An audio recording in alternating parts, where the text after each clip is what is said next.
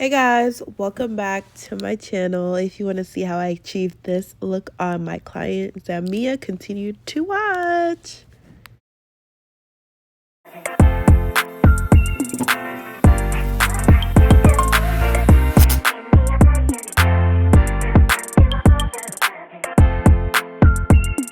Okay, so y'all, the first thing I do, which I feel like I always miss a step just for my YouTube, I always put on this little apron because I am a messy makeup artist, okay? And then also, before I get into it, yes, I do sound stuffed up. I am fine. I don't have COVID. So let's move on. Um, so I am going in with some witch hazel. As you guys know, this is my absolute first step that I take when applying anything on my client's skin. I use witch hazel to cleanse the skin, remove any dirt, any dead skin, because I do take my time and I make sure that I'm cleaning the face off. I don't need no extra product, no nothing before I start on the makeup, okay? I am going in with my Madame Glow. This is the number 1, if I'm not mistaken. This is their foundation powder. I'm just going in to press that into her eyebrows so it can be matte before I start to outline her brows. I'm going in with the Absolute New York brow pencil. First, I'm starting off with, I want to say Espresso. And then I go in with the really dark shade, which is like smoky or something like that. I'll have everything listed in the description box per usual. But yeah, I'm going in and I am following her natural shape brows. And I am doing what I normally do. I go in with the brows. I take my time with blending, make sure that the start of the brows are not as harsh as the tail. You want to focus more being heavy on the tail than the beginning of the brow. If that does happen, that's fine. You can just go ahead and take a spoolie and blend that out. But that just puts in way too much time. So just do it right the first time so you don't have to go back and correct it. I'm going in with, this is LA Girl Pro Concealer.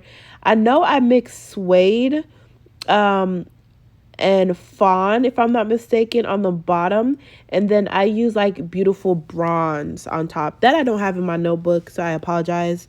I'll definitely try to get those names if I remember exactly which one I took on her. But I'm going in and I'm carving out the brows. Now, I normally use the same concealer for the bottom and the top, but because when I was starting on the brows, I realized how bright the bottom concealer was.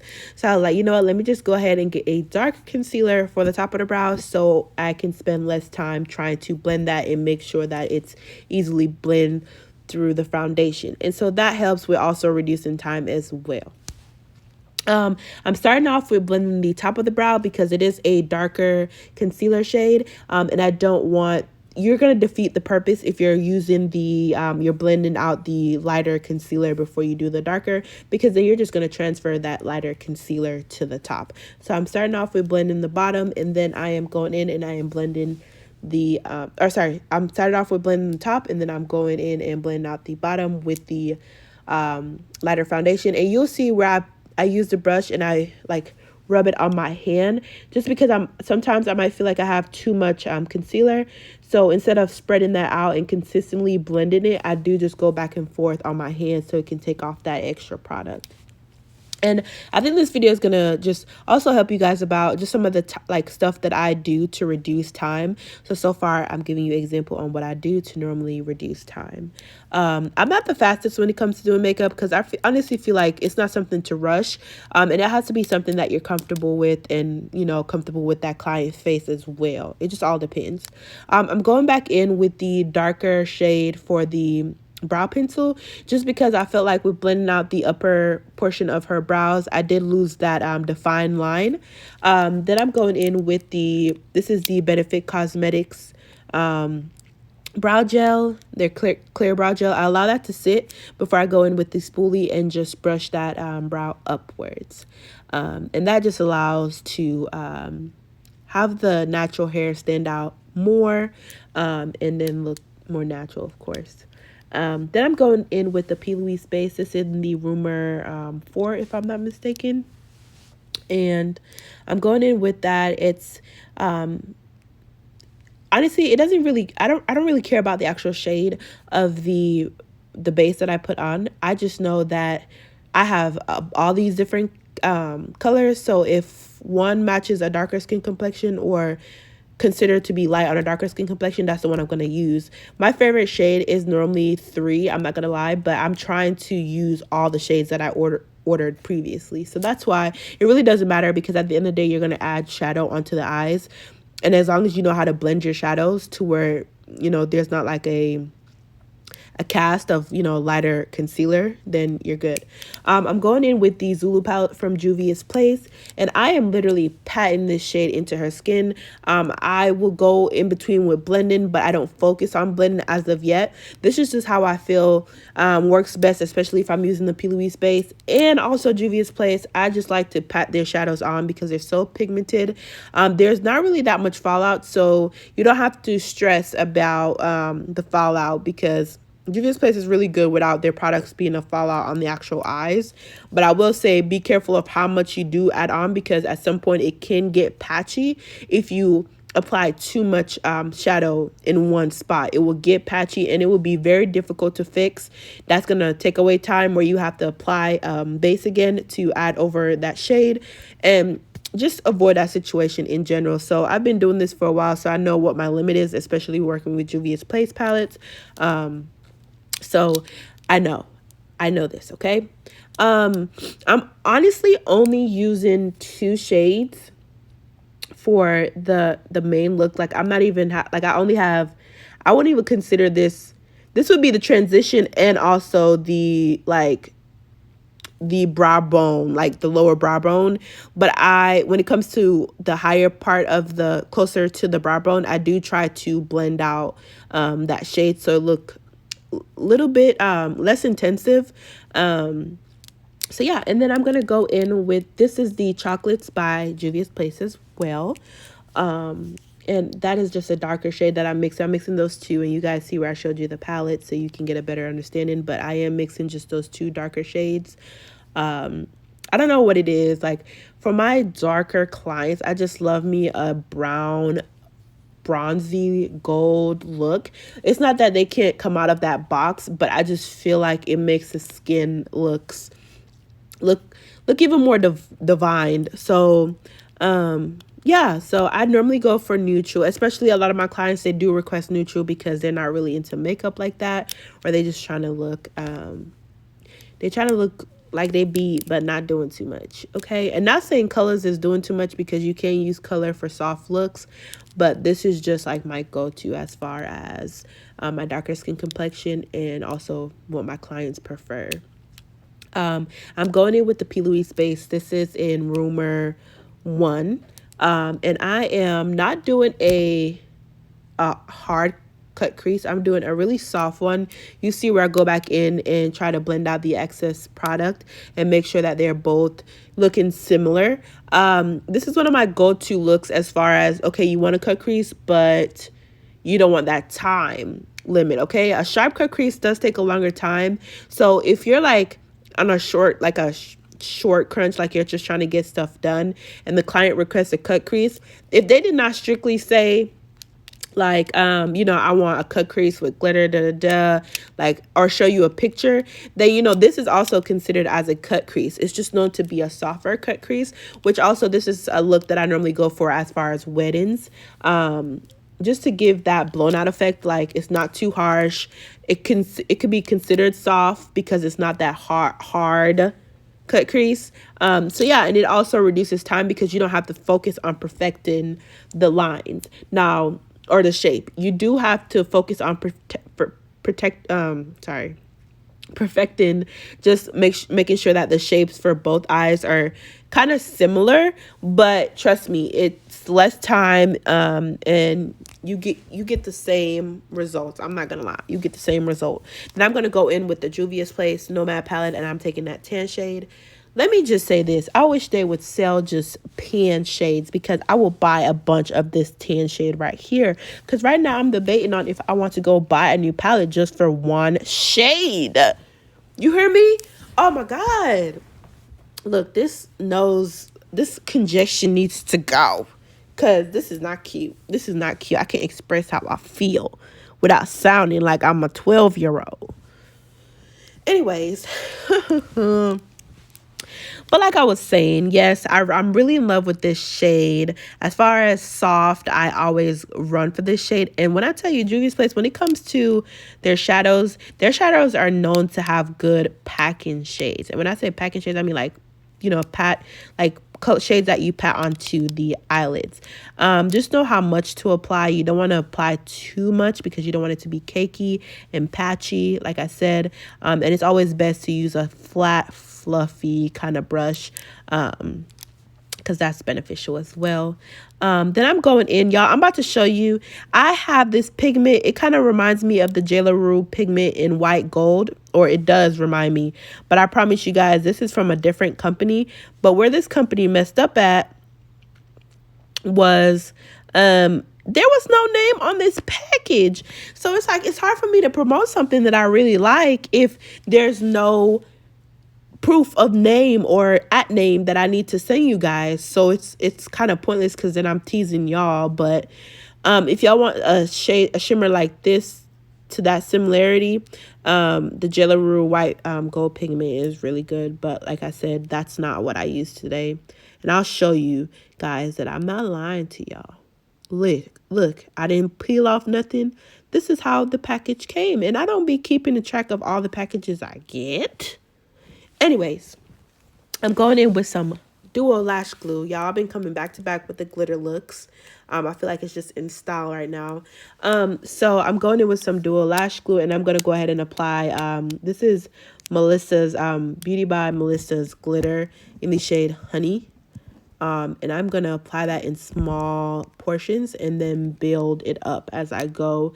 I know the level of thickness I want for the glitter, not too much because I still want it to be considered soft, but, you know, a little extra on the side. You know, like when cookies, you're baking a cookie, it's soft, but it's kind of crispy on the outside, just a little bit, the edges.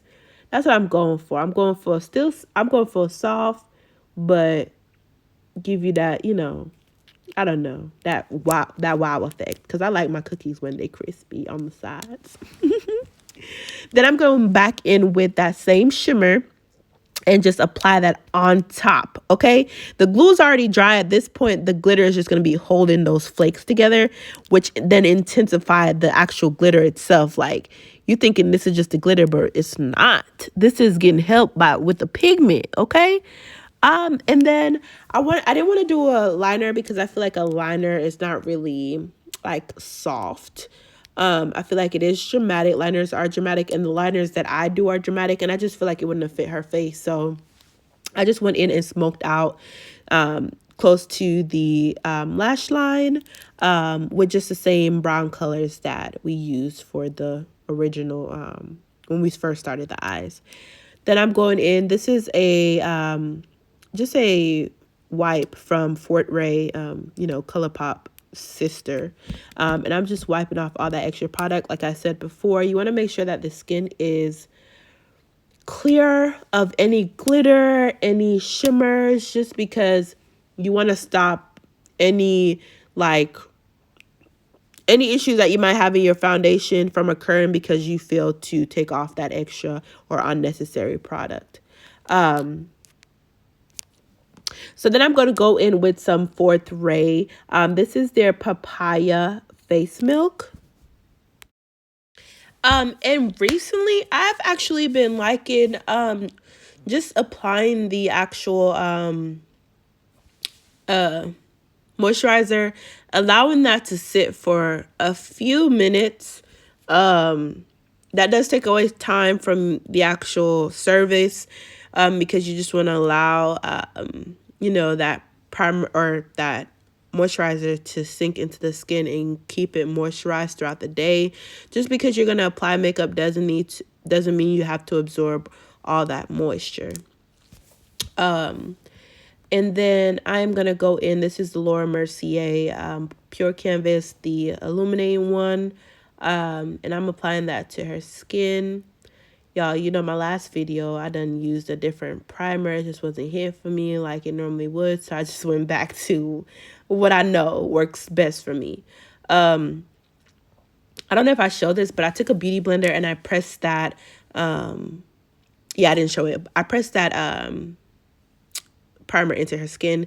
This is me just checking out the shades for her foundation.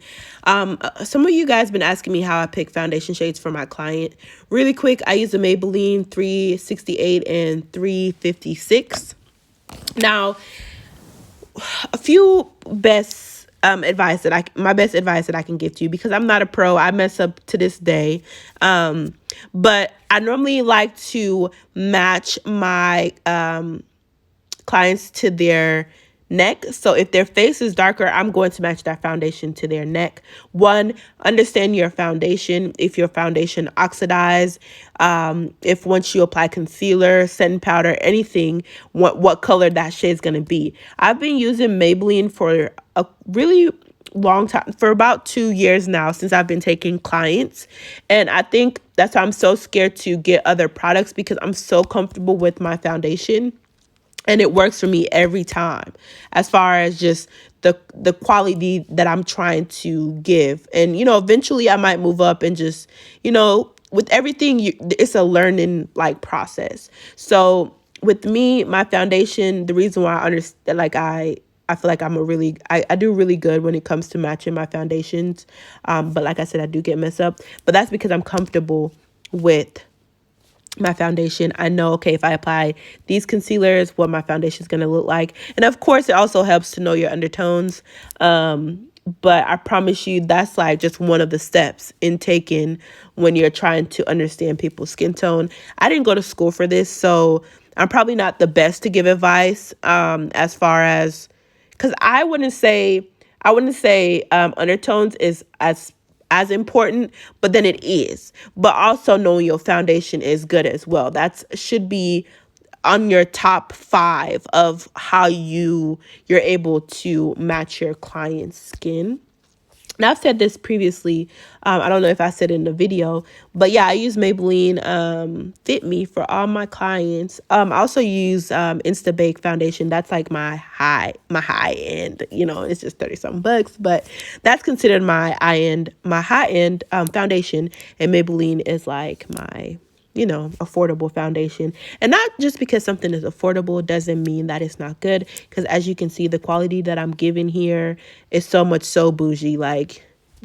Don't let that, because at Walmart it's $5 and something cents. Don't let that price fool you. You're gonna be benefiting from that foundation. Okay, so I'm going in with the Tarte Shape concealer in Deep Sand. It's $5.35. And then I'm also taking my e.l.f. Camo concealer in Deep Cinnamon. Yeah, so I apply those in that order. And we're just gonna go with highlighting. We're doing under the eye. That new technique. It ain't new no more, baby. I done adapted. It's mine. I'm doing it. It's a part of my skin. It's a part of my routine. It's not new anymore at this point. But yes, I'm doing that. The shape out of just how you lift the under eye, doing the inner corner, and then extending that outer corner. And I do ask my client to look up just so I can get as much as I can into those creases. Yeah. And so then I'm going to go in with the Black Opal foundation stick. This is in the shade Ebony Brown. This is, I think, the darkest shade that they have, which I think is good, but not really, because I've done I've had clients from Sudan before, which I get it. You can't, I guess if you don't know, you can't do. But correct me if I'm wrong. I think that's the darkest shade in this foundation, stick, which sucks because it's such amazing foundation stick. I use it for I have a bunch of shades for different contour shades. Do I use it as a full foundation? No, I don't. But yeah, so I'm applying that and I'm going in, and for some reason I started off blending out her forehead first before I even started blending out the brow, not the brow, but the cheekbones. I still go in and I still do the steps that I need to do as far as, blending out my contour before my concealer, but where I start sometimes is different on any client. But yeah, guys, I feel like I feel so stuffy, but I promise you I'm fine. I think it's because I got my hair retwisted. If you don't know, I'm growing dreads, and I got my hair retwisted, and I went outside when it was still wet. And yeah, so I'm fine. But people forget that there is such thing as a regular cold, or just, you being nauseated, or not nauseated because that's you wanting to throw up, but you being congested, I should say. It's a normal thing that happens besides, before Corona came along, stressing people out, stressing me out too, but still. Yeah, so I'm going in and I am contouring. Zamia be cracking me up. I don't know if you see, but she has like one of the most beautiful smiles that I've ever seen. She's a beautiful young lady, and she definitely has a personality, which is good. I like when I can conversate with my clients. But in this case, don't, y'all better not bark. Sorry, y'all. My dogs are disrespectful. Stop being disrespectful. Anyways, so yeah, it's always good when you have a client that you can talk to and you can enjoy their presence. That's definitely a good feel. So I'm going in, and I don't know if I showed you guys this, but I had sprayed with setting spray as well before I started blending out the contour and the concealer. So I'm just going in and I'm blending that. So you'll see where, okay, so you saw how when I first applied the foundation, how it was kind of orange, and it was kind of lighter than her skin tone. But because Maybelline foundation does oxidize, and that's also something too. Like with my Maybelline, the shade that's always in the cover of the foundation is always the dried up version. So that is going to be the true shade of that foundation. So that's also another step on how I pick a foundation shade, is because I can already see what that shade is going to look like dried down.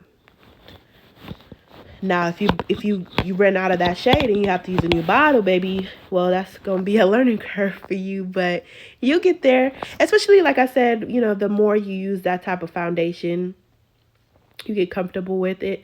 So praise the people that can use different foundation on different clients all the time and still come out true to shade. Kudos to y'all. But baby, I'm not about to sit here and act like I'm just a goody two shoes, because I'm not. I be struggling sometimes. Sometimes I be like, damn, Brittany, you was just popping your shit yesterday. What happened today? So yeah, it just honestly, it all depends. And this is my third time doing her makeup. And yeah, I mean, every time I feel like I get better and better with doing her makeup. So I mean, it's a growth on my part. But I'm just going in and I am blending out that concealer. And I'm making sure that the concealer and the contour doesn't have a harsh line between them. And you can actually see like that variation, that contrast, whatever you want to call it.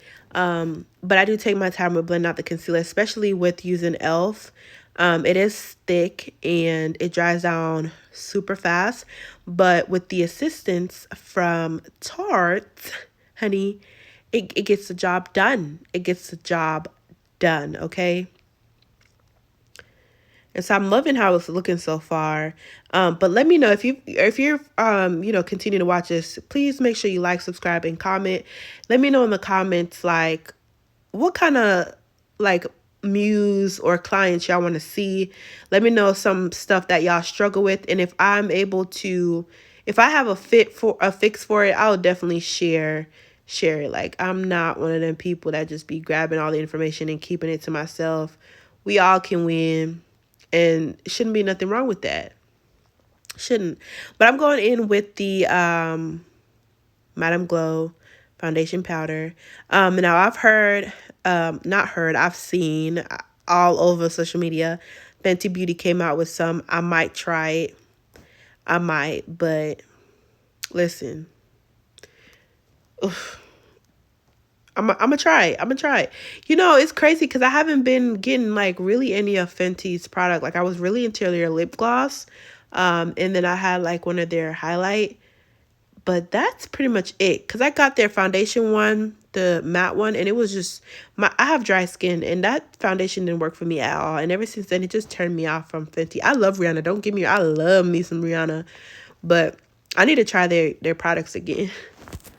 I need to try their products again, because baby, I really don't have any Fenty beauty like that.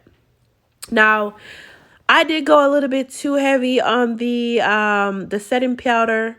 I really did. I really didn't have to, but my client, she hasn't expressed it to me, but I've kind of noticed that she does somewhat gets oily skin super fast, as far as just like when she's going out.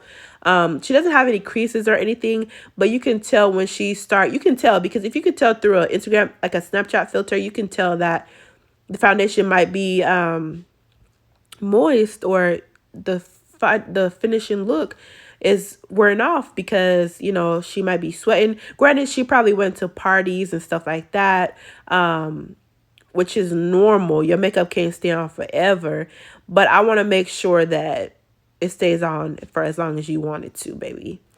So I'm going in with the Playing in Makeup by Yolanda, and I'm using one of those shades to contour. This the mixed race contour palette. Like I said, this is one of my favorite contour palettes there is, because I can literally use this on my lightest to my darkest, no matter if it's just mixing a shade or just one shade, or going light-handed on one of them. Like, I always get that matte contour shade from that palette most of the times.